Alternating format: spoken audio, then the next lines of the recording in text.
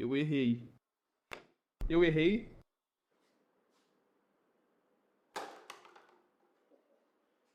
Oi pessoal, sou o Jesse Hu. No verão passado, antes do YouTube, fiz esta faca. Recentemente, um cliente entrou em contato depois de ver essa lâmina no meu site, e ele encomendou duas dessas com padrões diferentes de damasco mosaico e bainhas de couro. Vou fabricar essas facas hoje, então fique ligado para ver o resultado. Meu Deus, o torno é pequeno demais. Todos os padrões de damasco mosaico que fiz antes eram baseados em Ws. Embora não haja problema nisso, para uma faca Bowie quero experimentar um mosaico totalmente novo. O novo mosaico será feito de vários blocos separados. Aqui você me vê soldando o primeiro. Antes, marquei as peças de 1084 com uma caneta. Se olhar de perto, verá o primeiro bloco do padrão. Não é complicado, mas ao forjar e empilhar mais, ele vai ficando cada vez mais interessante. Então, na verdade já faz um bom tempo, desde o meu último vídeo, e isso é por alguns motivos. O primeiro eu já contei pra você, que é porque estou fazendo duas lâminas neste vídeo, mas o segundo motivo é algo bem diferente, e você vai descobrir o que é em alguns minutos.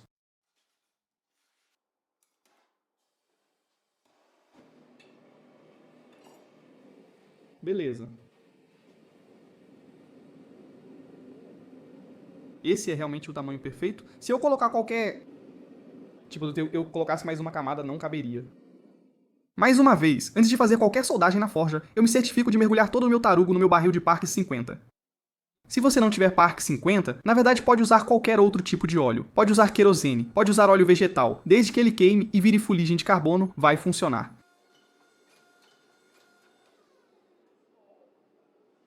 Vi muitos comentários perguntando como comprei todas essas ferramentas, com teorias como eu ter pais ricos ou ter ganhado na loteria. O verdadeiro motivo é que, há 2 anos, tive a chance de competir no Forjado no Fogo. Não competi em um segmento regular, participei de um especial chamado Gladiadores da Forja. Era basicamente um formato de torneio estilo Rei da Mesa, onde se eu vencesse um duelo, eu podia ficar e competir em mais duelos. Minha peça é grande demais.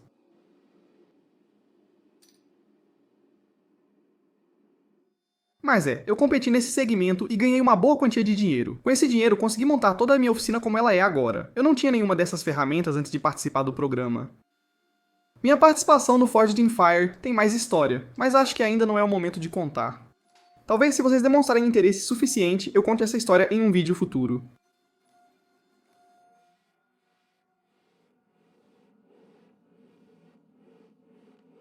Voltando ao vídeo, estou requadrando meu tarugo. Antes, a faixa branca de 5.920 era horizontal no centro, mas quero ela na diagonal, por isso uso o esquadrejamento. Tentei inclinar o tarugo a 45 graus, mas, como nos meus vídeos anteriores, devia estar entre 44,5 e 45,5 graus. Mais uma aquecida. O objetivo para esse tarugo era estirá-lo até que ficasse com 3,8 cm² e as peças de aço que eu compro também têm 3,8 cm, então isso meio que me permite ter o bloco de construção perfeito para um tarugo maior. Meu Deus. Qual a temperatura ambiente? Vou verificar. 134.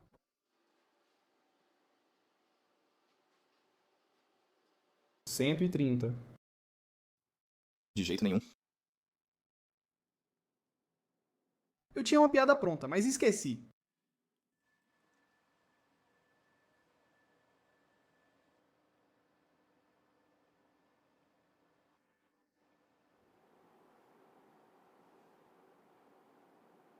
Eles me chamam de Grande Chungus.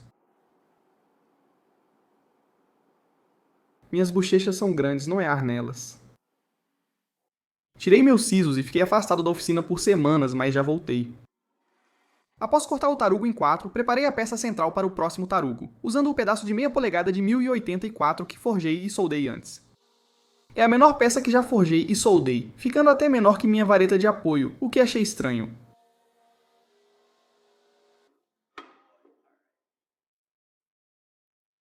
Beleza, isso deve ter 1,5 polegadas. Meu Deus, está meio pesado.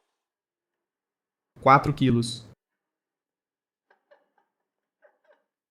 Esses são os blocos de construção do primeiro tarugo e, a cada novo, terei mais deles. Para ajudar a preparar a montagem do primeiro tarugo, eu limo as faces de todos os blocos maiores para deixá-las limpas, assim posso levá-los para dentro e fazer o teste de encaixe. Essa etapa é essencial para que o padrão fique como desejo. Ah, tudo bem, esse vai ser o padrão de damasco mais sem graça, mas é só um bloco de construção para um padrão de damasco mais legal. Beleza, esse era o plano original, que é um X. Imagina que ele está bem ali. Imagina que isso está aqui. Isso é mais ou menos como vai ser o formato inicial da peça. Tem 3,5. Qual é a minha forja? Essa peça quase não cabe na forja. Para preparar a peça para soldagem, levei a retificadora de superfície e removi a carepa de 2 dos 4 lados. Ajustei a retificadora de superfície para mover para cima e para baixo, direcionando as faíscas ao chão e não para a furadeira ou serra de fita. O trabalho ficou mais pesado para meus bíceps e ombros, mas gostei, então sempre que usava a retificadora, fazia um treino para esses músculos.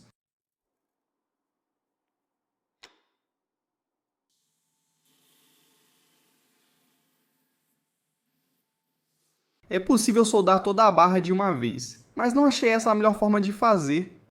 O que você me vê soldando aqui são as 4 camadas individuais nas laterais da grande barra, para que depois eu possa desbastar o interior e deixá-lo plano. Assim elas vão encostar perfeitamente naquela barra quadrada de meia polegada no centro. A maneira como eu fiz isso foi simplesmente levando essas 4 camadas soldadas juntas até a lixadeira e lixando-as até ficarem planas. É simples assim. Com o tamanho maior, era hora de soldar as peças centrais às barras quadradas de 1,5 polegadas. Na verdade, aconteceu algo realmente irritante durante todo esse processo. As barras quadradas de 1,5 polegada do meu fornecedor têm na verdade cerca de 1,7 de largura, não exatamente 1,5 polegada. Após soldar essas peças, precisei lixar cada camada para nivelá-las. Ah, sim. Esse é o primeiro bloco. Ao soldar o bloco, não soldei todas as emendas. Sei que alguns fariam isso para esse bloco, mas como era meu primeiro e não o final, não me preocupei. Olha esse gigante. Tudo isso para uma faca boa é meio insano, então talvez eu guarde um pouco desse aço para outro projeto mais tarde. Depois de lixar todo o excesso de material do lado de fora do tarugo quadrado, levei até a soldadora e soldei o meu cabo. Preparar todas as peças para esse primeiro tarugo demorou muito mais do que eu queria, então fiquei muito aliviado de finalmente ligar a forja de novo e começar a martelar um pouco de metal quente.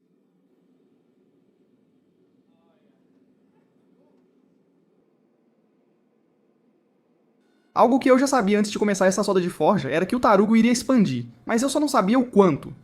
Como viram, ele cresceu tanto que ficou preso na frente da forja. Eu achei que tinha deixado uma folga de 1,5 mm, mas acho que não foi suficiente, ele expandiu um pouco mais do que isso.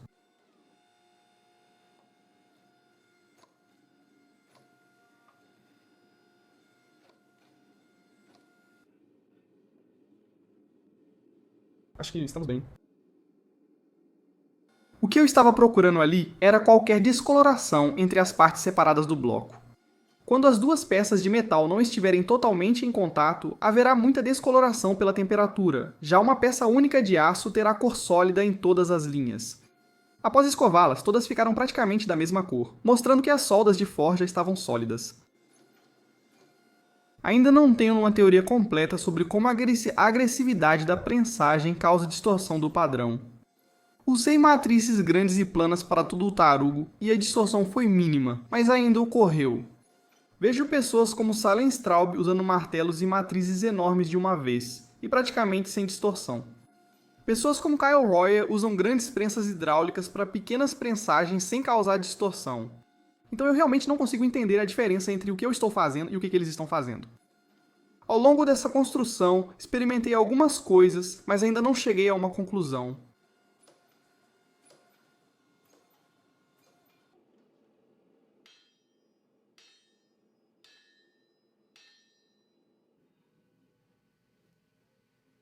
Meu Deus do céu.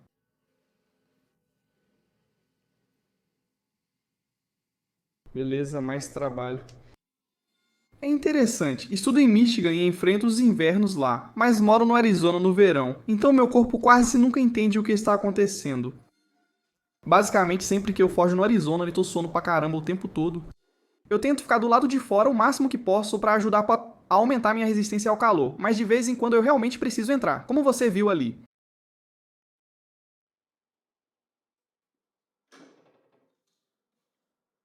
Como nas soldas de forja anteriores, vou testar ataque químico nesses blocos de 1,5 polegada.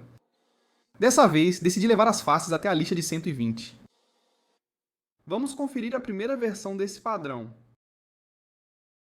É praticamente exatamente o que eu desenhei, tirando as diagonais. Vai ser parecido, só que com mais barras, né? Tipo aqui. O padrão que eu quero fazer é basicamente um padrão recursivo. O que você acabou de me ver fazer foi o meu padrão base, e para os próximos padrões, vou pegar esse padrão base, duplicá-lo 4 vezes e adicionar mais dessas mesmas barras no meio. A preparação do tarugo foi igual à última vez, então não vou detalhar muito. Brinquei com os cordões de solda no tarugo final, já que era como uma tela em branco e quis criar algo visualmente interessante. Agora preciso garantir que esse tarugo robusto realmente caiba, diferente da última vez. Apesar da expansão, devemos ficar tranquilos.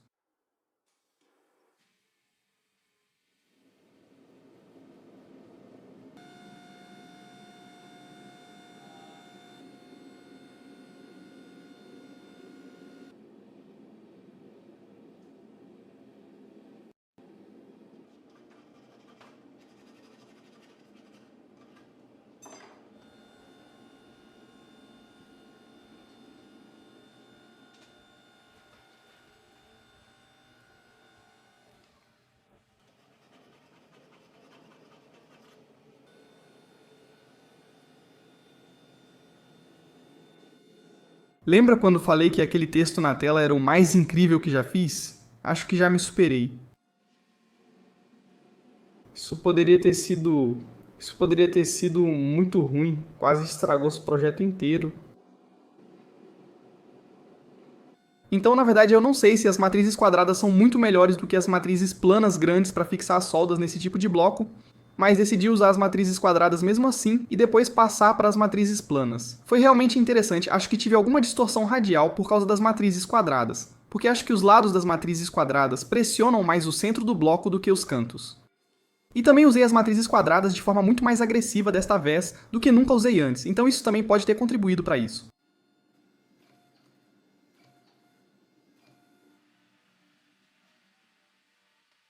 Tudo certo. Isso aqui pode fazer tipo 10, 12 facas Bowie, nem chega perto.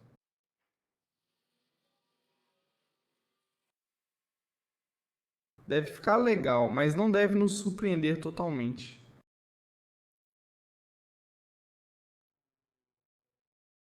Beleza.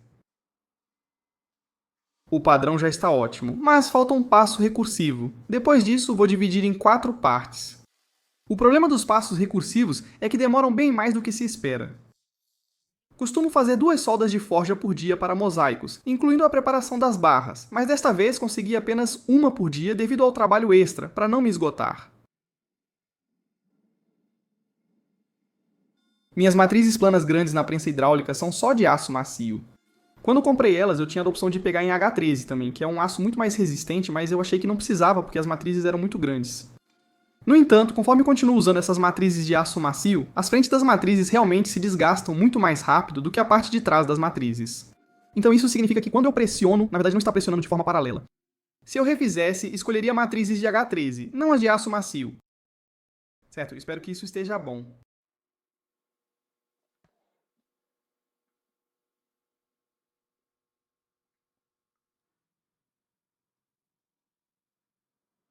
Desta vez, não precisei adicionar peças extras no centro dos tarugos, então preparar para a forja final foi muito fácil. Tudo o que eu precisei fazer foi garantir que todas as faces de solda estavam limpas, e então levei para a máquina de solda e fechei todas as emendas. Tecnicamente eu não precisava fazer isso porque a barreira de óleo funciona tão bem, mas não levou muito tempo, e ninguém disse que eu não posso também usar a barreira de óleo por cima disso. Foi a última solda de forja deste tarugo, então tomei todas as precauções para não precisar recomeçar.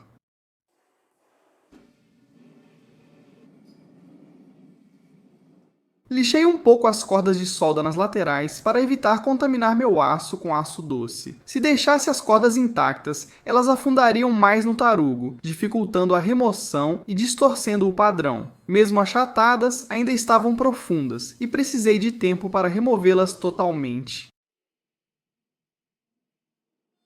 Tem muito conteúdo de ASMR no YouTube, e eu acho que prensa aço quente deve ser um dos melhores conteúdos de ASMR que existem. Eu estive falando praticamente sem parar nos últimos 15 minutos, então vou ficar quieto por um tempo e deixar você aproveitar um pouco dessa prensagem agradável.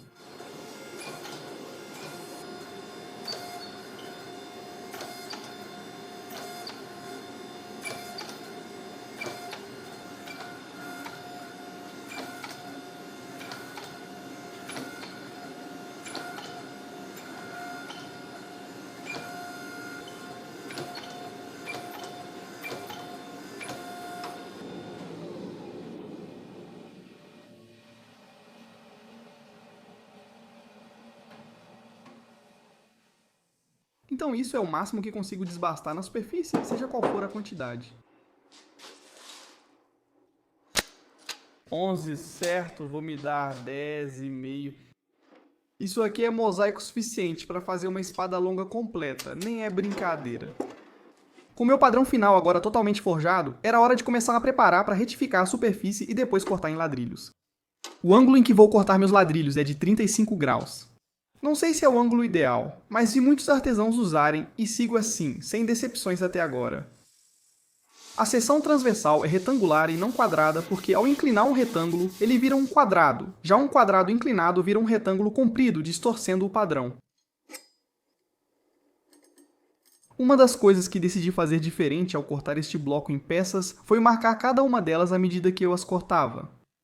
Antes eu desenhava e media todas as linhas antes de cortar, mas isso não considerava a espessura da lâmina, e ao marcar uma a uma, eu podia encostar a peça na borda da lâmina, em vez de centralizá-la na linha.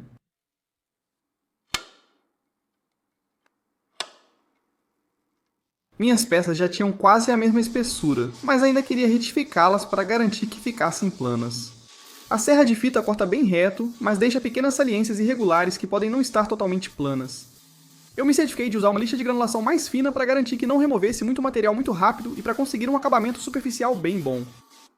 Aqui torço eles para que o primeiro tarugo combine com o início do segundo, que encaixa com o final do terceiro e assim sucessivamente. Isso é muito importante porque permite que toda a lâmina pareça ter um padrão contínuo, em vez de ter blocos que descem pela lâmina um por um. Se ser mestre em Damasco Mosaico fosse nível 100 e um novato fosse nível 0, eu estaria por volta do nível 25. Eu sei que existem magos de nível mais alto que conseguem fazer soldas de bloco sem revestimento de chapa metálica, mas eu não sou um deles e não vou tentar fingir que sou. Se você viu meu vídeo do cutelo, sabe que tem um cortador de chapa, mas ele é grande, desajeitado e desperdiça material. Por isso decidi usar a serra de fita. Eu realmente não sei porque não comprei uma dessas máquinas antes, mas ela facilita tanto as operações de fabricação de facas que eu meio que me odeio por não ter investido em uma dessas há muito tempo. O único propósito da chapa metálica é impedir que o oxigênio entre as placas. Ela não precisa ser soldada às placas. No entanto, isso não significa que eu não possa soldar as placas. Aqui, estou limpando o interior da chapa de metal para soldar as placas. É parecido com o forjado no fogo quando os jurados gritam com os competidores por usarem ou não corretivo no canister. É como se não houvesse um jeito certo de fazer isso, mas como estou na minha própria garagem e sei que tenho esmerilhadeiras muito boas, nada me impede de simplesmente lixar mais depois para garantir uma solda melhor desde o início. Depois que eu soldo individualmente cada um dos azulejos em uma das chapas de metal, eu dou a volta em todo o bloco, preenchendo todas as juntas com o meu fio metal Inert Gas. Quero que essas juntas fiquem bem vedadas, mas como vou revesti-las com óleo depois, não preciso ser totalmente perfeito.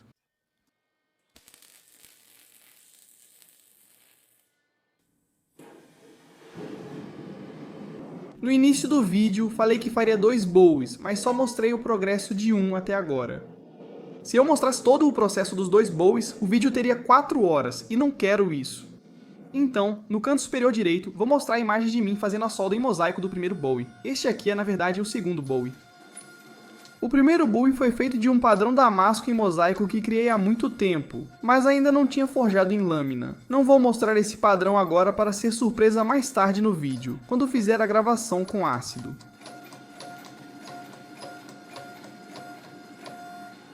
Depois de fazer as primeiras soldas na forja com 2 passadas rápidas, era hora de levar para o torno de bancada e começar a desbastar toda aquela solda na lateral com a esmerilhadeira. Isso demorou muito mais do que eu imaginava, provavelmente porque o meu disco de desbaste já estava ficando pequeno, mas também porque eu soldei muito nas laterais. Evitei que entrasse ar no tarugo, mas depois paguei por isso. Já na primeira aquecida, após usar a esmerilhadeira nas laterais, vejo se minhas soldas a fogo anteriores estavam perfeitas. As soldas estavam boas, mas 2 pontos me deixaram em dúvida. Abri um pouco, usei o martelo de mão e fechei esses pontos.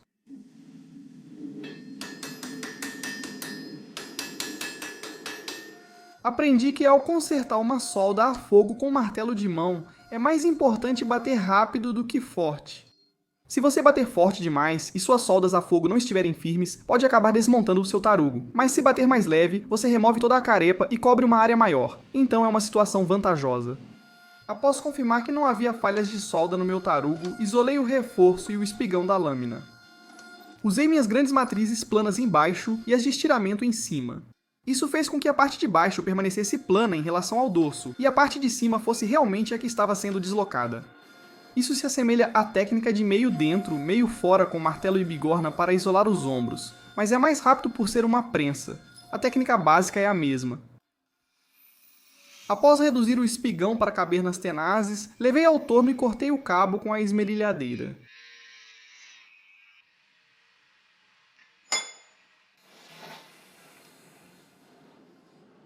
Uma das coisas sobre fazer lâminas de damasco mosaico é que todo o espigão é feito do mesmo damasco mosaico, mas ele nunca é mostrado. É só para fins estruturais. Sempre me perguntei se eu poderia simplesmente pegar um pedaço de aço 1084 comum e soldá-lo por forja a outro material mosaico, garantindo que ele não invada o guarda-mão ou a lâmina. E sinceramente, isso pouparia bastante do valioso mosaico que fiz e ainda seria mais resistente.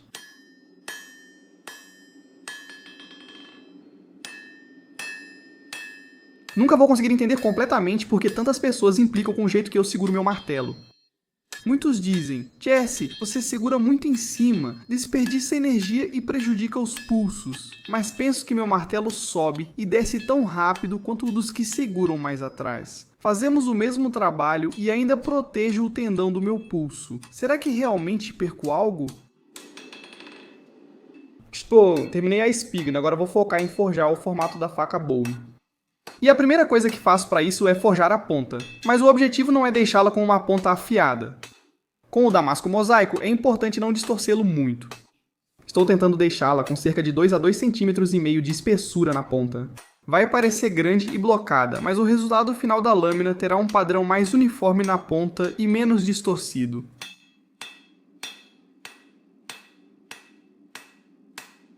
Uma grande vantagem de forjar 2 lâminas idênticas ao mesmo tempo é que após fazer uma, posso usá-la como molde mental para a outra, e é isso que faço aqui.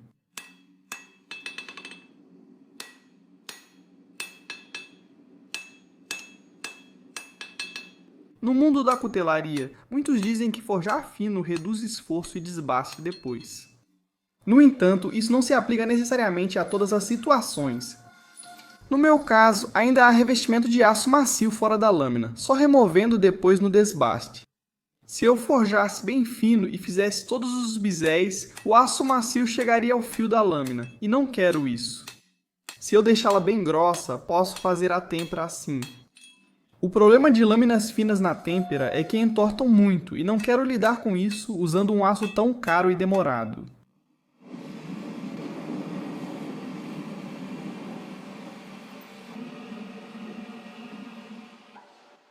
Chega de forjar. O próximo passo na fabricação dessas 2 lâminas é normalizá-las. E a normalização basicamente consiste em 3 ciclos de aquecimento e resfriamento. Essa etapa tem 3 propósitos muito importantes, sendo o primeiro deles que ela realmente homogeniza a concentração de carbono na lâmina. Isso significa que eu não vou ter uma área da lâmina com, talvez, 1,1% de concentração de carbono e outra com 0,5%. Vai ficar uniforme em toda a peça. O segundo objetivo da normalização é realmente reduzir o tamanho dos grãos no aço. Isso é fundamental para as propriedades mecânicas do aço. O terceiro objetivo da normalização é diminuir a tensão na lâmina. A tensão diminui mais no terceiro ciclo quando está mais frio e não há mudança de fase.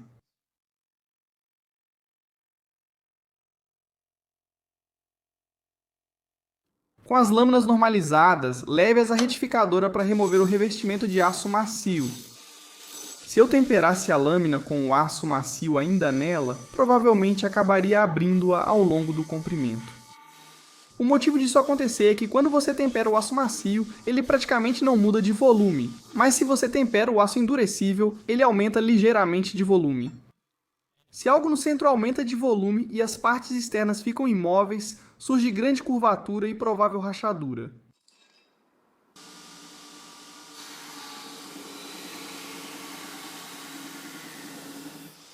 Depois de um pouco de desbaste superficial, era hora de colocar a plana regular de volta e começar a perfilar esta lâmina. Eu não estava tentando chegar ao perfil final da lâmina, porque eu sabia que na têmpera havia uma pequena chance de a lâmina entortar de um jeito ou de outro. Não me refiro às ondulações no comprimento, mas sim aos empenamentos no perfil da lâmina. Durante esse perfilamento, não defini como objetivo afiar até uma ponta fina.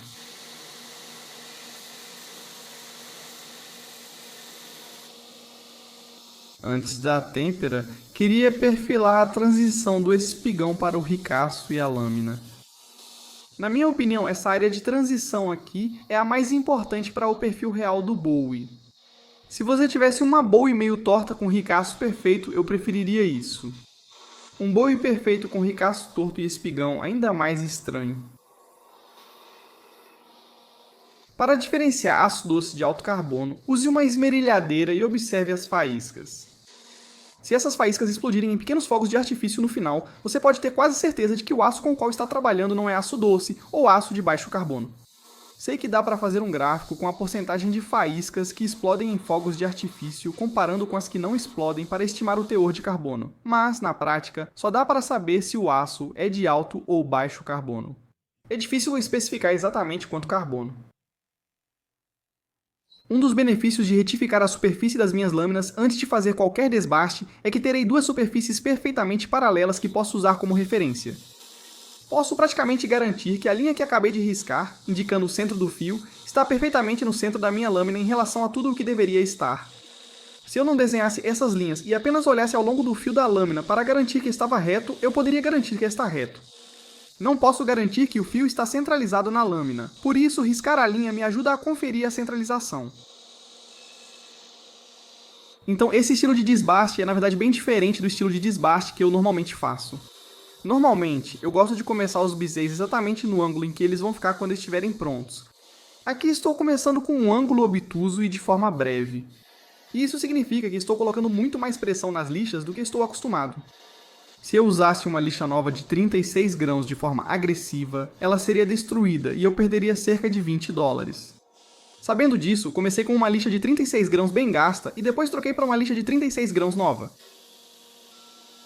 Mas o próximo passo depois de fazer esse desbaste bem grosseiro no chanfro é realmente ir para dentro e fazer um teste de ataque ácido. Certo, vamos ver quanto. Aço macio ainda resta nessas peças.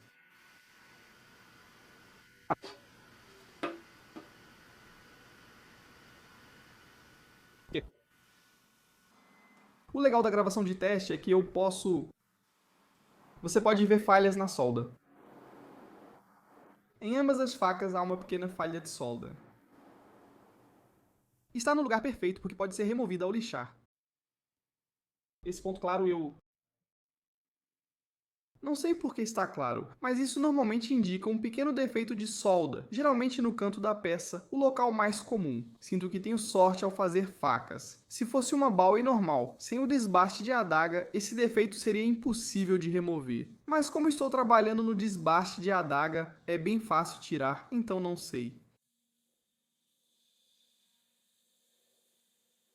Uma das coisas que passava pela minha cabeça enquanto eu me preparava para o têmpera era que qualquer canto afiado entrando no óleo seria um convite para aparecer uma trinca. Eu também tinha que equilibrar isso com o fato de que eu não queria desbastar demais a lâmina em algumas áreas antes de ir para o têmpera. Basicamente, estou jogando esse jogo de equilíbrio super delicado dentro da minha própria cabeça.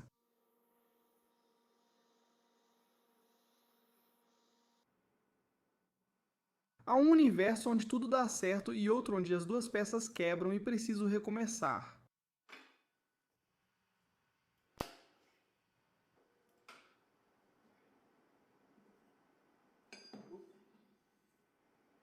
Beleza, dedos cruzados.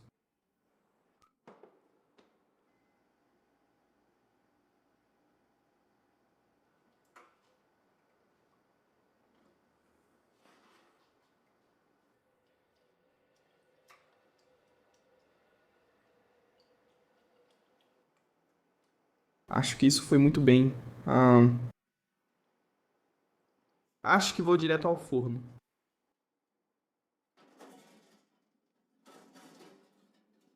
Com a primeira lâmina no forno, ainda precisava cuidar da segunda, que ficou mais tempo na têmpera, alterando algumas variáveis.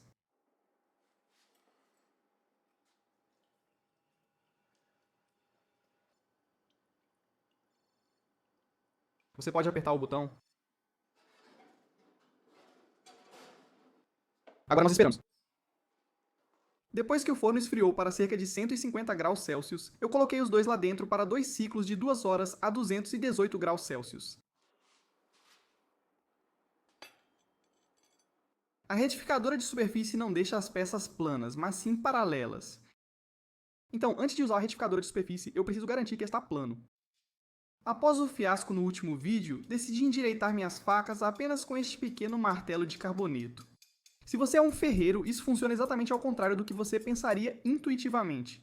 Ao forjar, bata na parte alta com o martelo comum e na côncava com o pequeno martelo de carboneto. Definitivamente está melhor do que antes. Mas ainda tem muita coisa que eu preciso fazer. O que você acabou de me ver fazendo ali foi comparar a lâmina com a minha superfície de granito perfeitamente plana. Verifiquei ambos os lados para conferir desnível. A segunda lâmina é U. É como um barco a remo. Isso é bem ruim. Tem muita curvatura na lâmina. Por que a lâmina?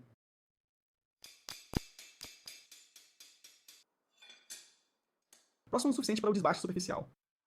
Então, o objetivo dessa próxima operação de desbaste superficial não era realmente remover muito material. Era subir para uma lixa de 120 e garantir que ambas as lâminas tivessem exatamente a mesma espessura. Certo, então a espessura desta. 0,2785. 0,2780. Isso está a menos de meio milímetro. Estou bastante satisfeito com isso. O motivo de eu querer que esses tenham a mesma espessura não tem relação com a função.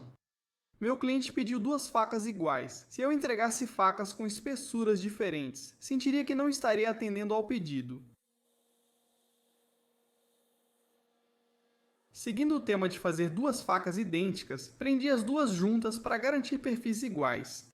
Poderia ter feito diferente, com molde e desenhando em cada uma, mas assim foi mais rápido e o resultado não ficou pior. Um aspecto interessante da Bowie com desbaste de adaga é que a nervura central depende do tamanho do ricaço. Aquela nervura central basicamente precisa dividir o ricaço perfeitamente ao meio. Se ficar mais alta ou mais baixa, vai acabar ficando com uma aparência bem estranha. Eu gosto disso. Acho que sim. Se você assiste meus vídeos para tentar pular a curva de aprendizado ao fazer sua própria faca, recomendo fortemente que não faça isso. E o motivo pelo qual eu digo isso é porque sempre que alguém trabalha ou faz algo, tem suas próprias tendências e elas são muito únicas. Então, eu sugiro que, em vez de fazer exatamente o que eu faço, olhe para o que você quer alcançar e tente encontrar as melhores metodologias que se encaixem no seu próprio estilo de fazer. E esse não é um processo curto de forma alguma. Você vai ter que falhar bastante e se adaptar muito. Mas depois desse processo de aprendizado, você vai ter um estilo de fazer que se encaixa perfeitamente nas suas próprias tendências. Com a linha central feita, era hora de retirar muito material das duas facas Bowie. Eu sempre fui alguém que prefere desbastar a mão livre, que basicamente é desbastar sem o apoio de uma mesa ou de um empurrador, mas, sinceramente, eu queria tentar aprender um novo estilo de desbaste para esse projeto, e depois de algumas horas praticando e construindo um pouco dessa memória muscular, acabei gostando. Tinha mais controle do ângulo entre lâmina e lixadeira, além de aplicar pressão mais consistente em toda a lâmina. Acho que depois desse desbaste, o próximo passo seria usar um empurrador, como já falei, para ver onde aplico pressão na lâmina, mas parece meio chato e não quero fazer isso agora. Ainda me sinto jovem para trazer um pouco de caos ao meu desbaste. Depois de remover uma boa quantidade de material, era hora de começar a olhar para os biséis no lado da espinha da lâmina. Agora, meu plano para esses biséis não era afiá-los eventualmente, mas eu ainda precisava que eles ficassem centralizados na lâmina e que fossem relativamente finos.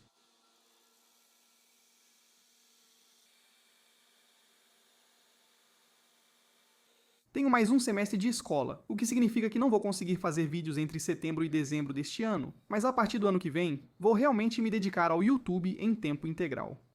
Já tenho muitos projetos legais planejados, mas ainda tenho 4 ou 5 períodos de tempo em que não tenho projetos planejados. Se quiser muito me ver construindo algo, avise nos comentários. Então, na verdade, tem mais um pequeno chanfro que preciso desbastar nessa lâmina, que é aquele suede perto da ponta. Esse suede é complicado de desbastar porque não consigo posicionar a mesa embaixo para dar suporte e, mesmo que conseguisse, ela atrapalharia o espaço necessário para manter o suede uniforme.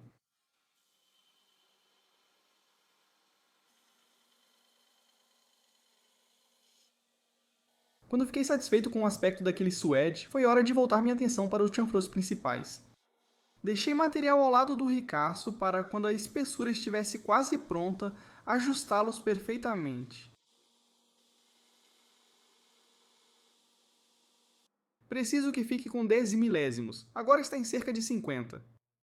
Não vou afiar isso, então tecnicamente pode ficar bem largo. Sim, posso deixar 0,05 na espinha. Enquanto eu deixava essa lâmina na espessura final, fiquei pensando em como ia deixar aquelas linhas de mergulho perfeitas dos dois lados, e sinceramente foi a mesma solução que usei todas as outras vezes, que foi usar um guia de lima. Pronto. Muitos preferem linhas de mergulho arredondadas, mas eu gosto das mais marcadas. A maneira como consegui isso foi indo bem rente ao guia de lima, indo direto para a lixa. É assustador, mas é uma forma rápida e eficiente de fazer as coisas.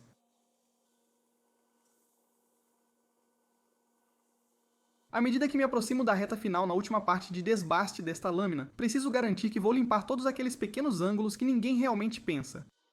Após concluir tudo, passo a lâmina nas lixas e me preparo para outras atividades além de desbastar. Levei a lâmina até um acabamento com cinta Trizax 400, que considero o melhor para iniciar o lixamento manual. Mesmo sendo bom na lixadeira, prefiro limpar meus recortes com lima manual. Estou usando essas limas pequenas que comprei, com cantos afiados que facilitam limpar os recortes. Precisa estar centralizado e uniforme. Falta pouco, só preciso usar mais as limas. Também preciso deixar impecável essa área pequena do calcanhar. Esculpi isso em uma lixa de alta aderência e gostei do resultado.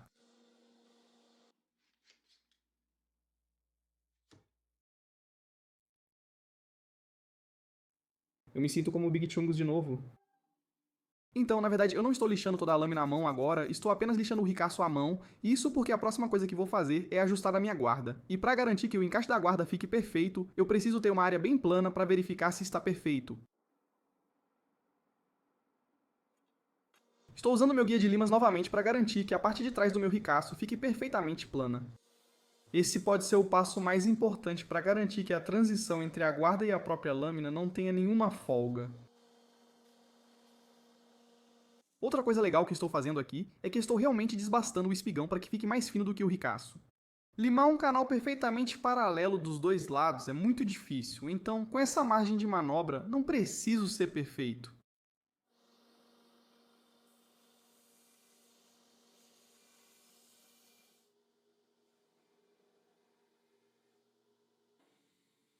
Talvez eu devesse ter feito isso antes, mas transtorno de déficit de atenção e hiperatividade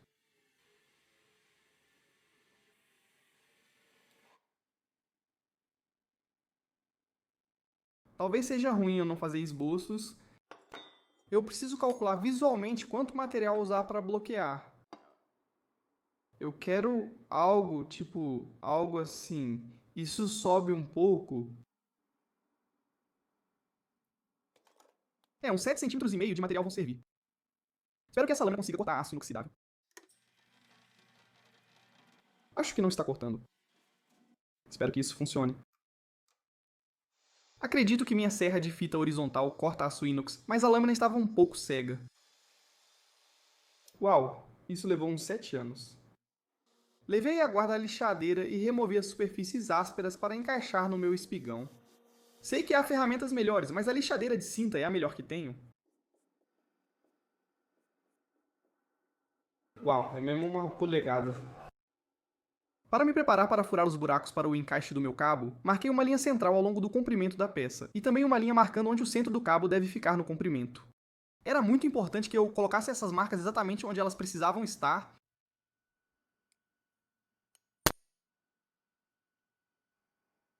Sou ruim em marcar com punção, mas minhas brocas são menores do que o necessário.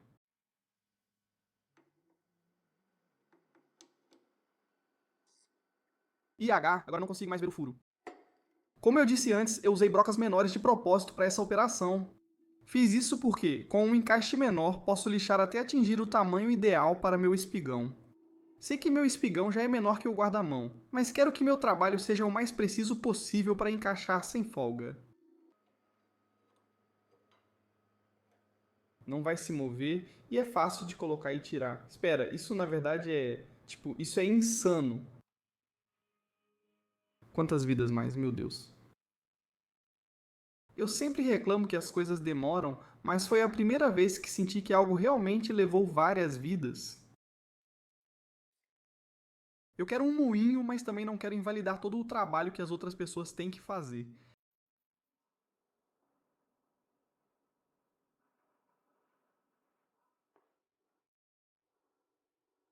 A única vantagem de lixar por horas e horas e horas é o pump insano no antebraço.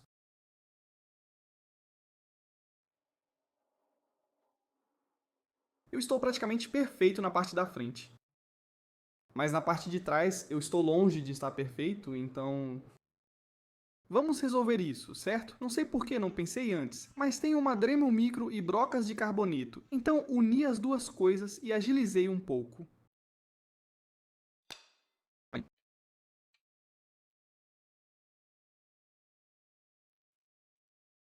Esse último foi um avanço de quase meio centímetro, isso é tipo o triplo do progresso que eu normalmente faço.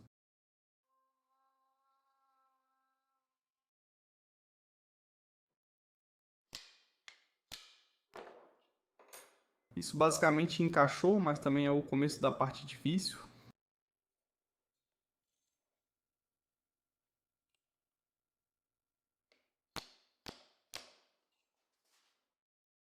Ah. O quê? 99% pronto. Com a guarda ajustada, era hora de pensar no espaçador entre ela e o bloco do cabo. Decidi usar latão novamente, porque os únicos outros dois materiais que eu tinha eram bronze de silício e cobre, e o bronze de silício é um pouco opaco, e o cobre, eu simplesmente não gosto de cobre.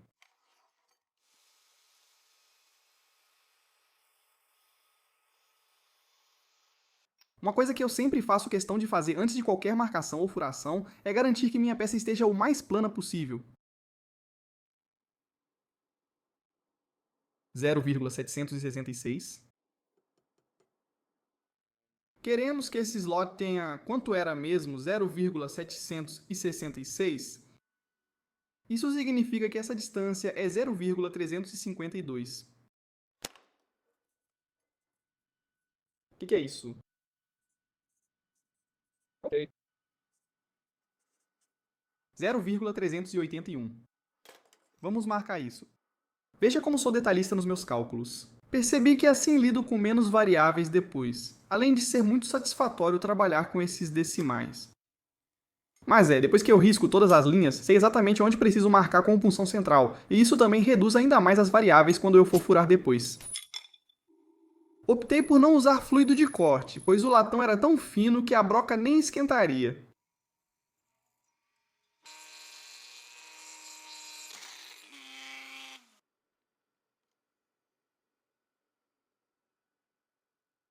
Beleza, eu preciso comprar um torno Fireball. Admito que fiquei assustado, mas felizmente o espaçador não foi danificado. Meu Deus, faz menos de 5 minutos e já está quase saindo do encaixe. Como lixar as duas proteções para as duas boias levou tanto tempo, eu fiquei meio insensível em relação a quão rápido lixar poderia ser de verdade. Esses espaçadores tinham até 1,5 mm de espessura e foi fácil lixá-los. Na verdade, está bem próximo. Acho que preciso de uma passada de lima.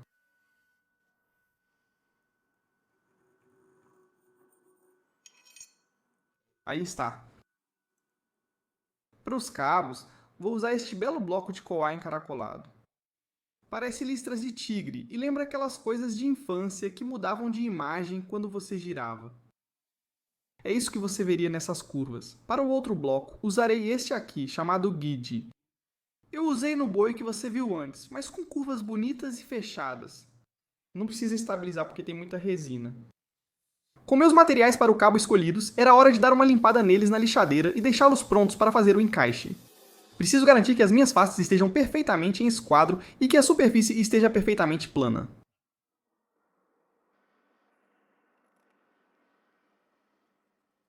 Uma das coisas legais sobre riscar linhas na madeira é que não preciso desenhar nelas com marcador antes.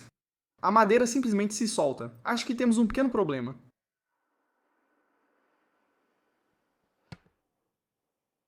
Certo, isso aqui está muito curto. Então eu tenho isso aqui. O plano era iniciar os furos com a broca mais curta e depois usar a maior para atingir o comprimento final. Eu temi que, ao usar a broca mais longa desde o início, os furos ficassem menos precisos devido ao comprimento. Furei primeiro as extremidades e, por último, o do meio. Foi arriscado, pois se a broca central desviasse para outro furo, seria quase impossível furar esse material.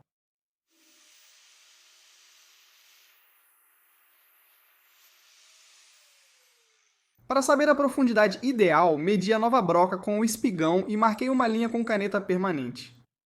Quando a linha da caneta chegasse ao topo do bloco, eu saberia que a profundidade era necessária. Certo, isso ainda não se encaixa. Não sei como isso entrou assim, talvez por estar acostumado com encaixes de proteção, mas isso não acontece normalmente. Usei várias ferramentas para ajustar o encaixe ao tamanho necessário. Usei limas, brochas e até essa furadeira. Esse processo podia ser menos preciso que o encaixe da guarda, pois eu fixaria o cabo depois com epóxi.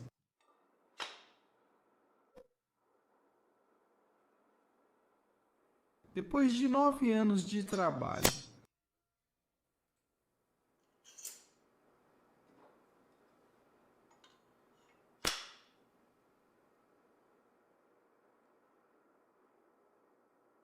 Para preparar o cabo para a fixação, primeiro precisei limpar o espigão com a lixa Scotch-Brite, e depois usei ar comprimido para tirar toda a poeira do bloco do cabo. Eu precisava que o meu espigão ficasse super escorregadio e que o bloco do cabo tivesse muita aderência.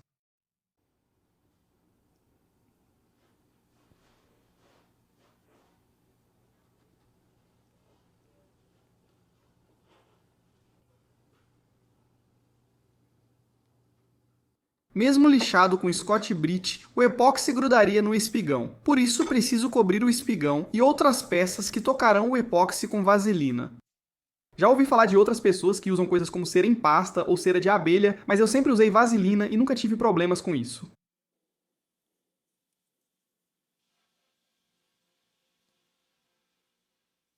Acho que é um bom momento para explicar por que estou assentando o espigão. Ao assentar o espigão, despejo o epóxi no cabo e depois quebro a ligação, garantindo o encaixe perfeito do bloco no espigão.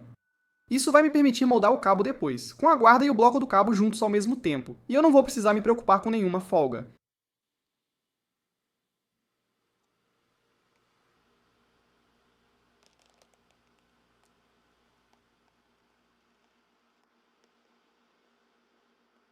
É extremamente importante que eu remova todo o excesso de epóxi da minha lâmina. Primeiro faço isso com um pano seco de oficina, e depois volto com um pouco de acetona em cotonetes.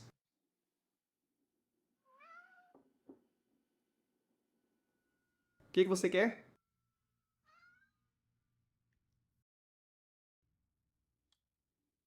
Só preciso garantir que não está preso e prendê-lo de volta para que o epóxi mantenha o formato do espigão. Com o bloco do cabo agora perfeitamente ajustado ao meu espigão, era hora de fazer uma pequena limpeza, e então finalmente posso começar a dar forma a essa monstruosidade de cabo que está na minha lâmina agora. Isso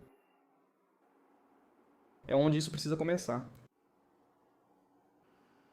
Esta linha precisa continuar reta. Notei que minha ranhura estava cerca de 1/10 de grau fora do esquadro, então marquei linhas, levei a esmerilhadeira e a alinhei. Um dos elementos de design deste cabo é que eu queria que o ricaço basicamente continuasse por todo o cabo. A largura do ricaço seria a largura do meu cabo. Eu sinto que quero fazer um pequeno desabafo sobre termodinâmica. Então, eu acho que a grande maioria das pessoas pensa que se você pegar algo quente e mergulhar na água, ele vai esfriar imediatamente e igualar a temperatura da água. Isso não acontece. Falo por experiência própria. Mergulhei isso várias vezes na água, mexi por alguns segundos, tirei e ainda assim queimei minha mão. Parece não haver abertura. Ai, meu Deus. O quê?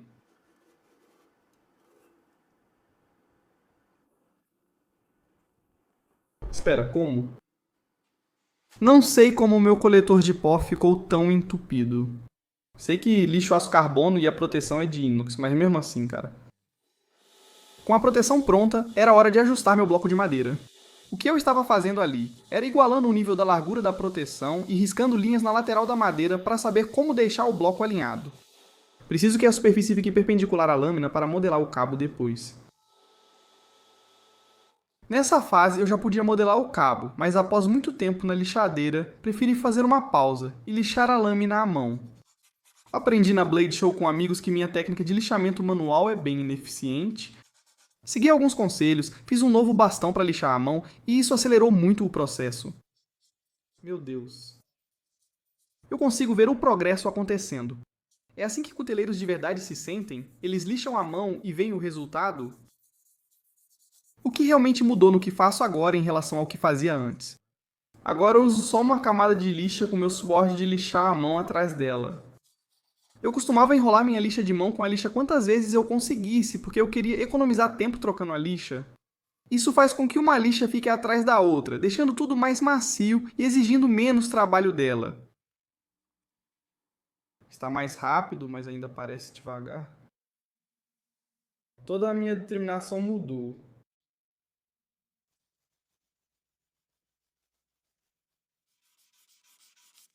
Olha só toda essa meleca.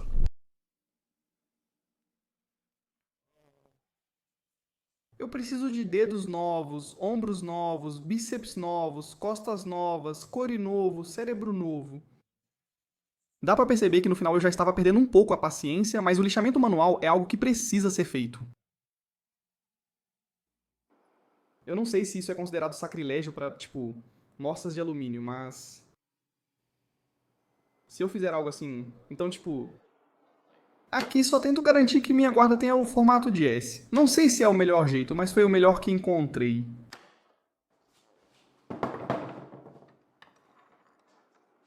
Agora que eu tenho a bela curva em S nos encaixes da minha guarda, era hora de realmente começar a modelar a guarda.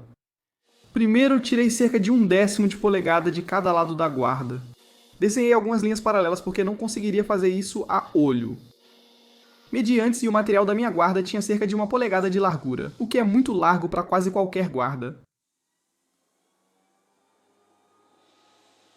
Com a minha guarda pré-formada e pronta para ser moldada junto com o bloco do cabo, eu precisava realmente perfilar o bloco do cabo. Eu já tinha desenhado algumas linhas onde eu precisava desbastar, então essa próxima parte foi sinceramente bem tranquila.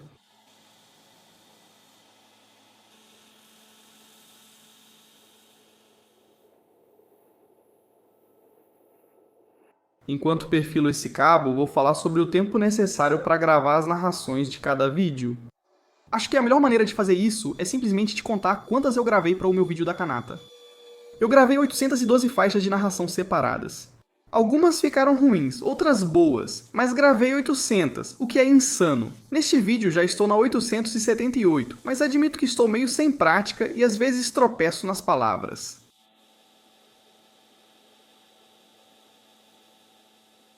Eu já sabia o formato do meu cabo, mas não qual a melhor forma de fazê-lo. Queria um chanfro passando pela guarda até o bloco do cabo, mas não sabia se fazia primeiro na guarda e depois na madeira, alinhando, ou se montava tudo na lâmina e esculpia junto. Decidi misturar as duas técnicas.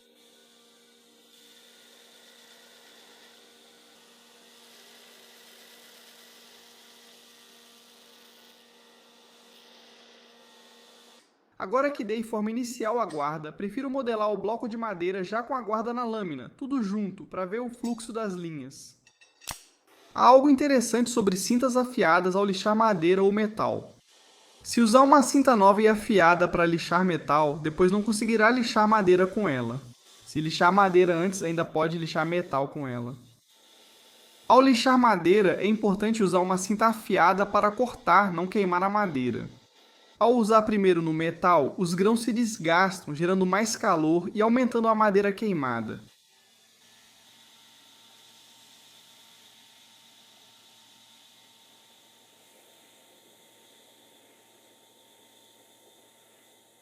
Minha estratégia de lixamento foi obter o formato bruto de toda a peça com cantos vivos na parte superior e inferior do cabo. Depois eu voltaria a trabalhar nela e começaria a arredondar. Eu tinha que ter muito cuidado ao lixar na transição entre a madeira e o metal, porque como eu disse antes, a madeira desgasta muito mais rápido do que o aço inoxidável, e se eu escorregasse e acidentalmente encostasse a lixa na borda do metal, eu acabaria lixando muito mais a madeira do que o metal, e criaria um sulco profundo que me obrigaria a nivelar todo o resto também.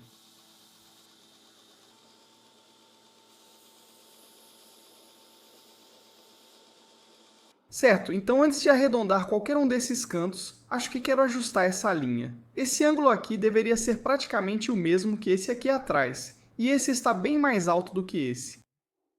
Então acho que vou modelar isso um pouco mais para dentro, talvez finalizar a espessura ao longo daqui. Modelei nesse ângulo fechado usando o lado da base, cuidando para que a lixa ultrapassasse um pouco a lateral. Isso me ajudaria a conseguir um ângulo mais fechado. Mas usei esses acessórios de roda pequena, só que não uso muito porque não tinha antes, então aprendi a fazer quase todo o desbaste com a base plana. É um pouco estranho porque agora que tenho o acessório pequeno e várias rodas, eu me sinto meio mal por não usá-los, mas ao mesmo tempo, a ferramenta não está ali só para ser usada, e sim para te ajudar a alcançar um objetivo. Se eu consigo alcançar esse objetivo com outra ferramenta de forma mais fácil e rápida, então sinto que não preciso realmente usar aquela.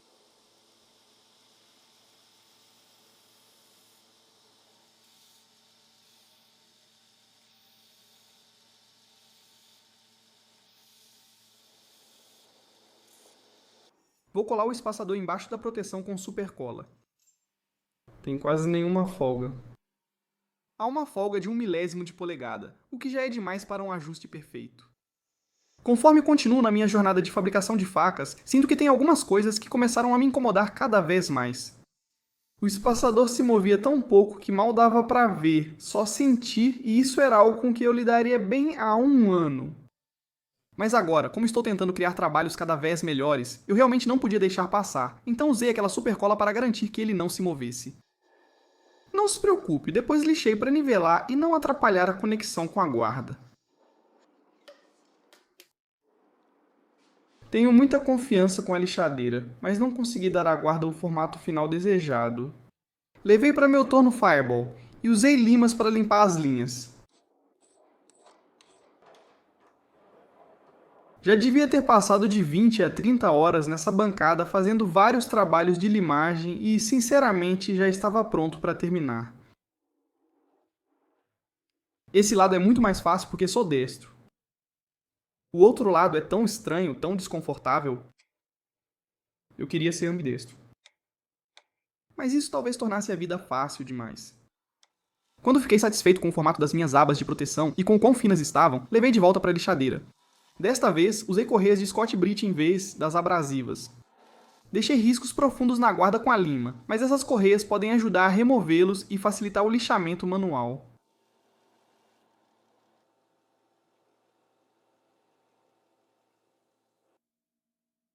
Será que eu realmente preciso de cola neste ponto? Está encaixado tão bem que eu não consigo tirar. Caramba. Eu realmente adoro lixar a mão.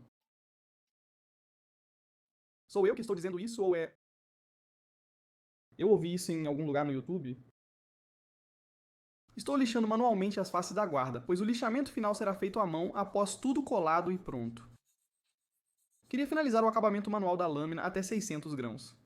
Isso porque eu já tinha terminado de modelar o cabo e não precisava mais me preocupar em riscar a lâmina acidentalmente. Eu também podia finalmente gravar a minha marca de fabricante.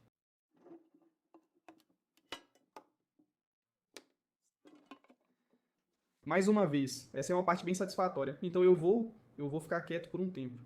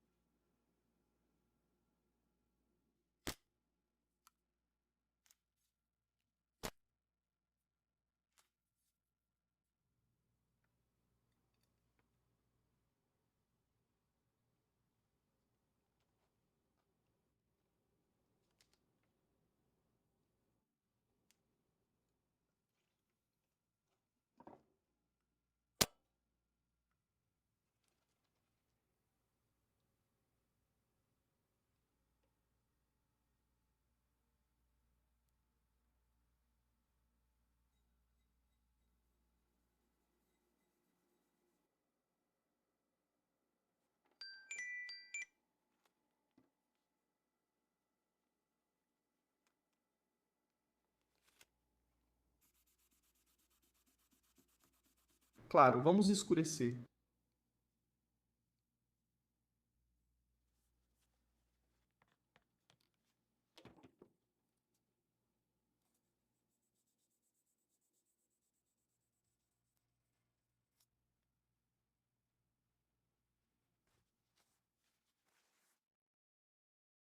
Hora de um arco de treinamento. Nunca fiz bainha de couro, então resolvi aprender com quem já tem experiência.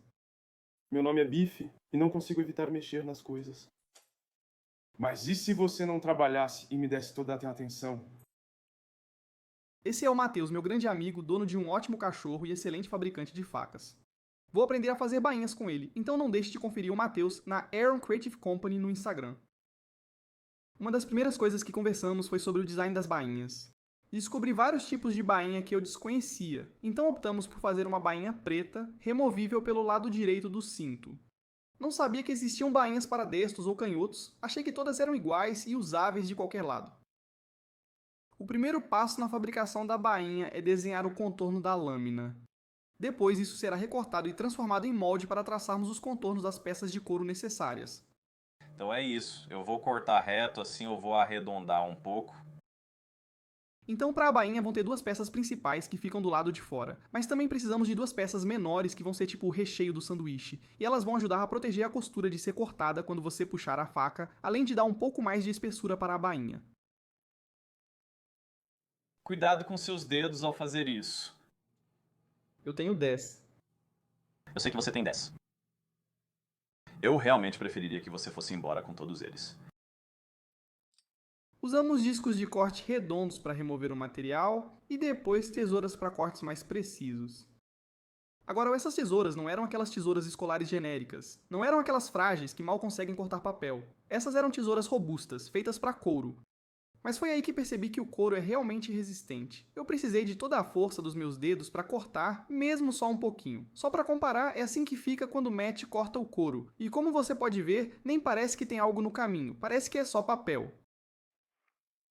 Preciso criar calos no polegar. Poxa, desculpa dizer, mas você provavelmente vai acabar com algumas bolhas de tesoura. Com todas as peças cortadas, alinhei para conferir se a lâmina caberia na bainha. É aqui que eu faria qualquer ajuste, se as peças não estivessem exatamente no formato que eu precisava, mas eu consegui deixar elas bem próximas, então não precisei ajustar muito. Como uma questão de ordem de operações, eu precisava escurecer o interior da bainha agora, porque depois, quando eu fosse colar com cimento de contato, esse cimento iria bloquear o corante de atingir o couro e eu não queria nenhuma mancha só na parte interna da bainha. Como mencionei antes, o cimento de contato é o adesivo preferido para couro. Não é bem uma cola, mas sim uma borracha que penetra no couro e depois se une a si mesma. Esse material tem um cheiro muito forte, então se você for usar, certifique-se de ter uma boa ventilação ou use um respirador. É bem interessante, o cimento de contato adere muito bem a si mesmo sem precisar martelar, mas o martelar faz com que fique ainda mais grudado. Usei o martelo de borracha do Matt para fixar as emendas e preparar as uniões para o próximo passo.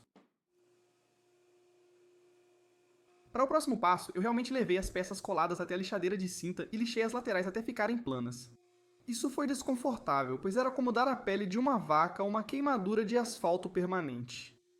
O que disse sobre lixas afiadas em madeira vale ainda mais para lixar couro. Se a sua lixa não estiver super afiada, e o couro simplesmente queima imediatamente e na verdade não corta tão bem. Nesse ponto já estávamos ficando sem tempo no dia, então Matt tirou um tempo para me mostrar o resto dos passos, para que depois eu pudesse ir para casa e soubesse exatamente o que fazer. Beleza, vamos fazer isso. O próximo passo nesse momento era usar essa ferramenta e meio que moldar a lente de costura que eu iria esculpir depois. Eu não estava tentando cortar um canal, só estava tentando pressionar o couro para marcar um canal. Certo, agora eu vou trocar isso pela ferramenta de corte.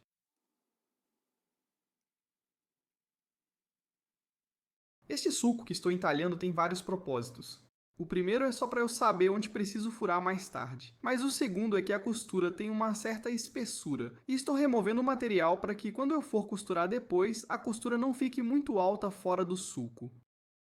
Esse processo foi muito satisfatório e trouxe uma sensação boa ao meu cérebro. Eu precisava costurar 2 vezes cada borda para fazer 2 linhas completas. Acho que 2 linhas de costura nessa bainha é exagero, mas quis garantir que durasse gerações, então usei 2. A próxima parte foi realmente texturizar as partes externas da bainha.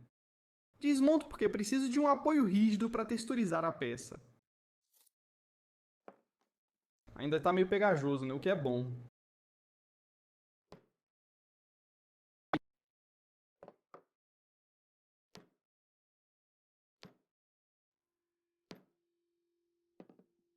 Isso parece bem legal, ok. E agora eu tenho que fazer isso o caminho todo até embaixo. Preciso colocar um pouco de variação para o cliente saber que foi feito por um humano. Talvez eu devesse me tornar apenas um artesão de couro.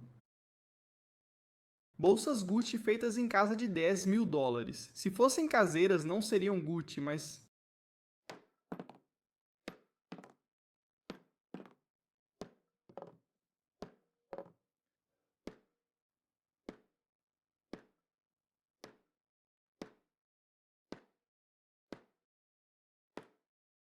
Com a texturização pronta, era hora de pensar no passador do cinto. Eu fiz com um couro um pouco mais fino do que todas as outras peças, porque eu teria que dobrá-lo e ele ficaria com 2 camadas de espessura. Acho que quero que meu passador de cinto se estenda cerca de 5 centímetros acima do topo da bainha.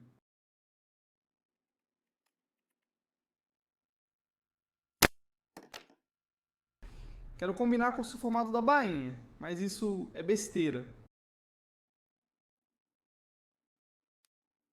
Você é estúpido e ninguém gosta de você.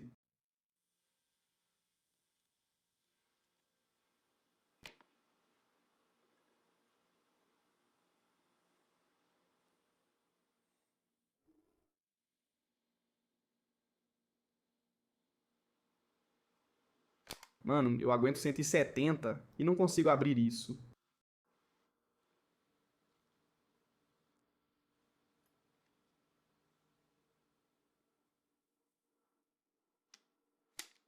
Acho que tecnicamente falando, eu não precisava passar cola de contato aqui, mas eu queria que cada junção de couro com couro tivesse tanto cola de contato quanto costura.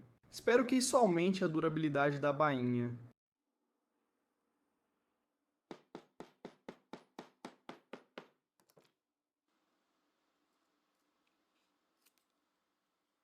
O próximo passo foi realmente lixar a frente da bainha. Eu queria que a borda da bainha encontrasse a frente da guarda, e basicamente ficasse um encaixe justo como uma luva. Acho que isso ajudaria a contribuir para o visual geral da peça, e mesmo sendo mais trabalhoso, acredito que valeu a pena.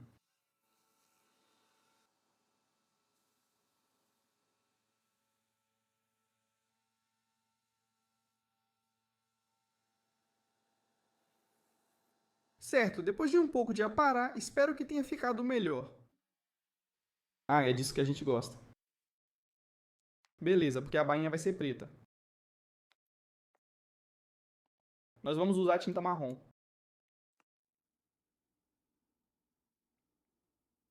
Isso foi uma piada. Uau.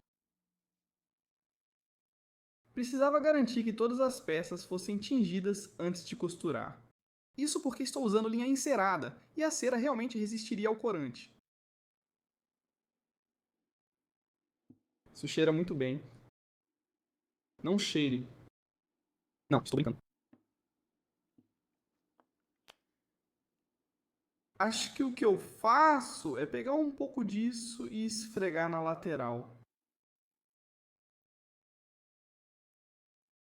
O produto no frasco se chama Goma Dragostamp. Não faço ideia se estou pronunciando corretamente, mas é para ser um agente de polimento. Estou polindo isso agora porque depois de costurado, não vou conseguir polir. Este couro será a alça que prende a faca na bainha, que por ser preta também deve ser preta.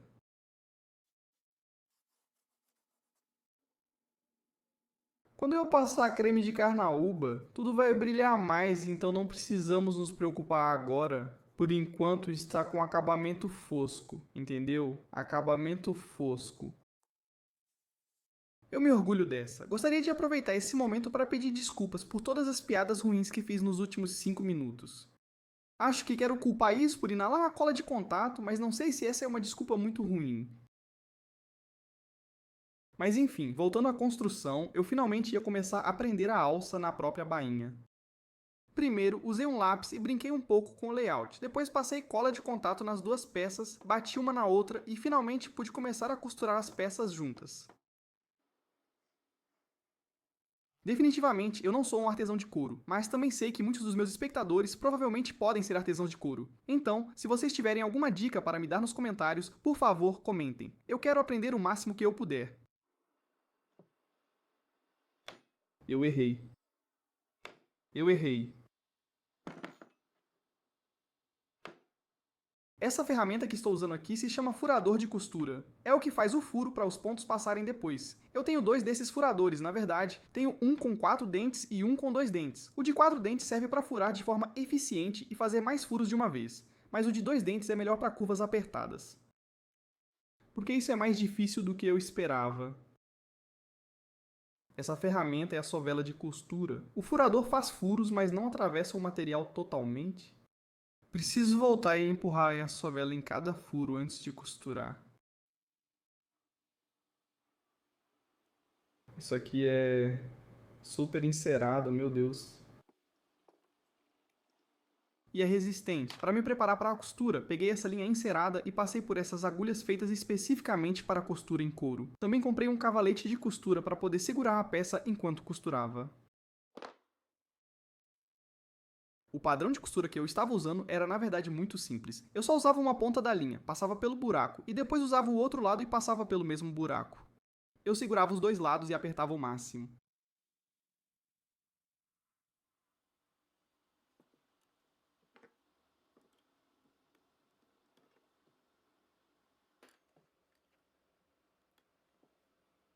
Eu devia ter deixado mais linha, mas será suficiente. Fica mais fácil puxar com mais.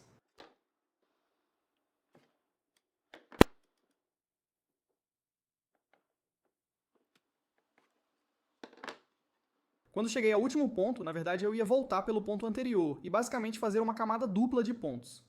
Isso faria com que eles nunca soltassem e eu não precisasse dar um nó.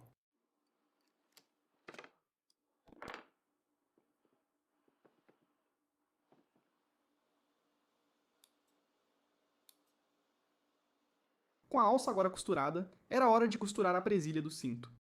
Essa parte seria interessante, pois não teria toda a tiara de contato pela alça ser grossa. Para resolver, fiz como a maioria dos ferreiros, bati com um martelo.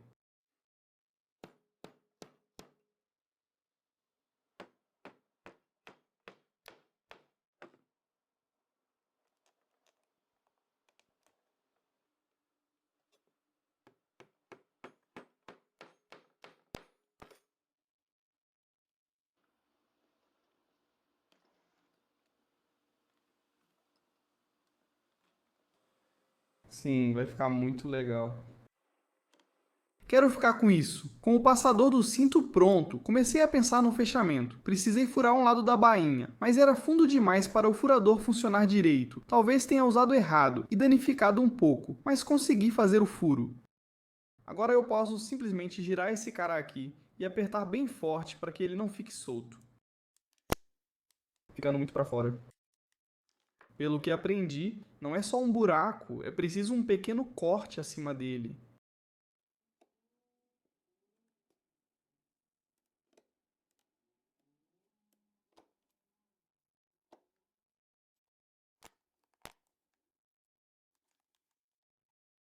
Com todo o resto pronto, incluindo o mecanismo de fechamento, finalmente chegou a hora de começar a fazer os furos que percorrem todo o comprimento da bainha.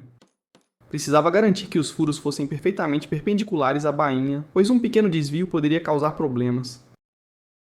Vamos lá.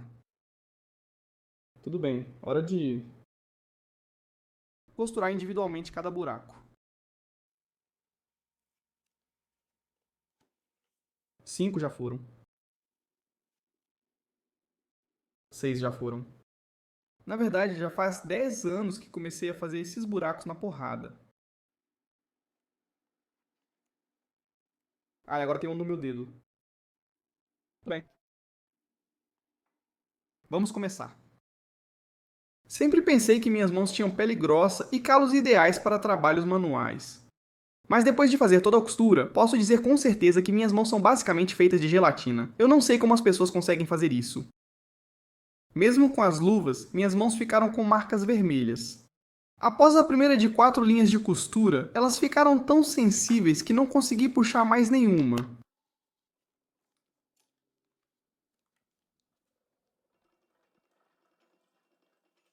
Cara, o quê?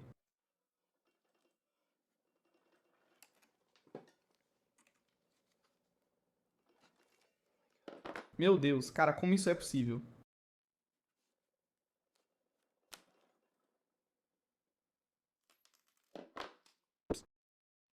Certo, vamos para a quinta agulha do dia.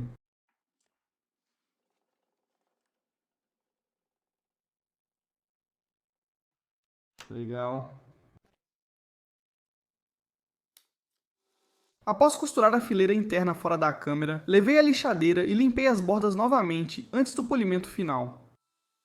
Eu basicamente tratei como madeira e fui aumentando a granulação, sempre garantindo arredondar os cantos.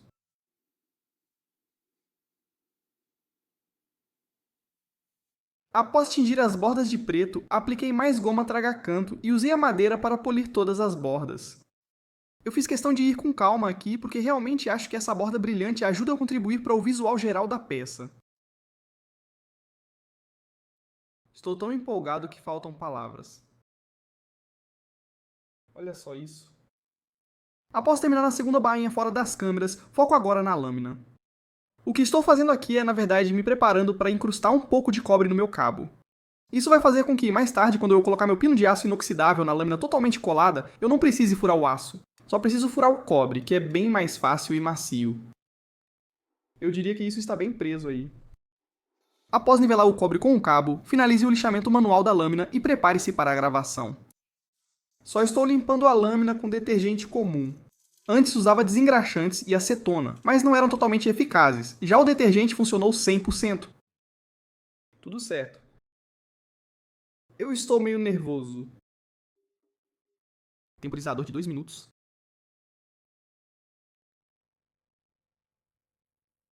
Tudo bem. Meu Deus.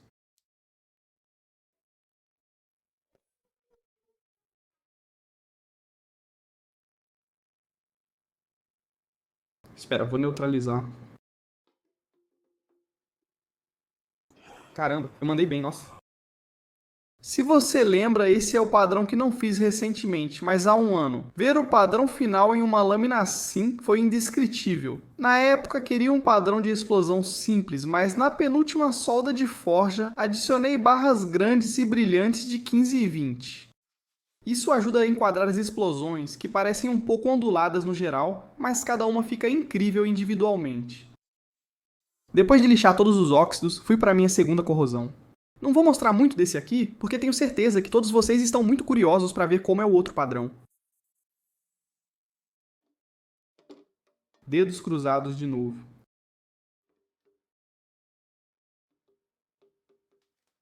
Tudo bem. Uau. O quê? Sabe aquela cena em One Punch Man onde tem aquele desenho de labirinto da nave gigante? Não parece um pouco com isso? Tenho quase certeza de que só uns 5% do meu público vai entender essa referência, mas para esses 5%, espero que tenha feito sentido. Estou lixando os óxidos para me preparar para a segunda corrosão. Como disse no vídeo da katana, essa segunda corrosão serve para dar profundidade ao padrão.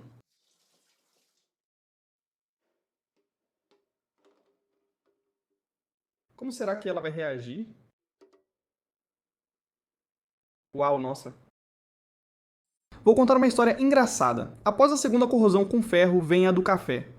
E eu ainda tinha o café que sobrou da katana que fiz há 2 meses e meio. Apesar do mofo, pensei que o café embaixo ainda estava bom. Então eu realmente usei aquele café velho para fazer a gravação nas 2 lâminas, e ficou simplesmente horrível. Ambas as lâminas ficaram com uma névoa escura, e acho que isso aconteceu porque o café ficou parado por tanto tempo que acabou desenvolvendo alguns minerais que não estavam lá antes, por causa do mofo. Segunda tentativa de gravação com café. Espero que a segunda tentativa seja melhor, não quero ver aquela névoa escura novamente. Dedos cruzados. Ah, isso está muito melhor. Fiz isso 2 vezes, eu estou muito feliz. Segunda lâmina. Isso está tão bom. Meu Deus. Ah, estou tão feliz com isso.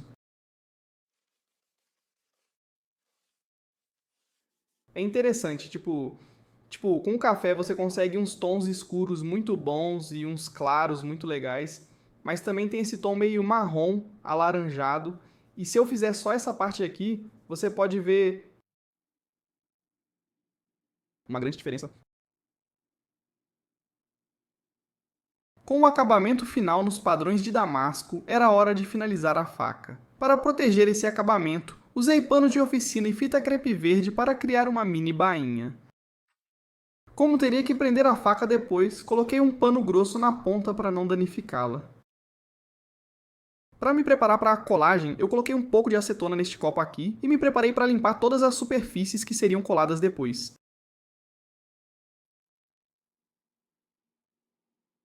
Preciso misturar por muito tempo, pois esse material manterá a lâmina unida para sempre. Ok, vamos instalar a guarda. Depois vou ter que limpar bastante epóxi em cima, mas tudo bem. Eu precisava garantir que nenhum epóxi escorresse sob o pano de oficina. Isso ocorreu por acidente ao fazer meu cutelo, causando grande bagunça.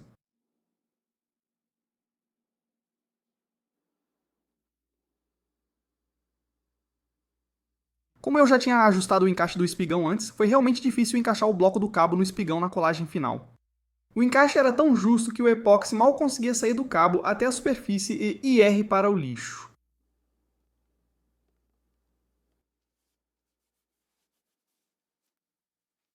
Após limpar todo o excesso de epóxi do cabo, prendi com braçadeiras e deixei suspenso por 24 horas. Após o epóxi curar, chegou a hora de encaixar a última peça, meu pino de aço inoxidável. Como pode ver, não são raspas de vedação, mas sim cobre, e foi tão fácil perfurar que fiquei feliz por ter usado cobre no espigão. Então, para essa próxima parte eu sei que vou receber algumas críticas por isso, mas o adesivo que escolhi para fixar o pino no cabo foi na verdade super cola. A questão é que não é preciso muito para fixar o pino no cabo, e a super cola seca bem mais dura que a resina epóxi. A resina epóxi fica levemente pegajosa, enquanto a super cola seca totalmente dura. Após nivelar o pino com a madeira do cabo, finalizei a geometria e dei o acabamento final no cabo. Agora esse era o último passo de todo o projeto que durou 2 meses e meio. Queria apressar para chegar ao produto final, mas sabia que isso prejudicaria o resultado, então fui com calma.